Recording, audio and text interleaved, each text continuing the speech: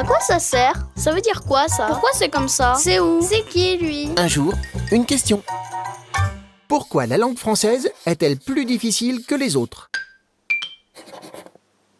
Si le français est si difficile, c'est parce qu'il comporte beaucoup de fantaisie. Avec sa grammaire rigoureuse et son orthographe parfois originale, son apprentissage se révèle compliqué pour les enfants et les étrangers. Il ne manque pas de bizarreries, avec la distinction entre féminin et masculin, ou une prononciation qui ne correspond pas toujours à l'écriture. Cette complexité est liée à des origines multiples.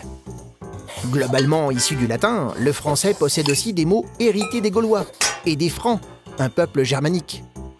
La langue évolue tout le temps, en s'enrichissant de mots étrangers. En connais-tu? Kiffer vient de l'arabe, par exemple.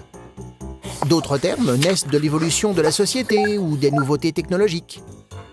Ce mélange fait du français une langue riche, très précise pour exprimer sa pensée. D'ailleurs, de nombreux écrivains dans le monde l'adoptent.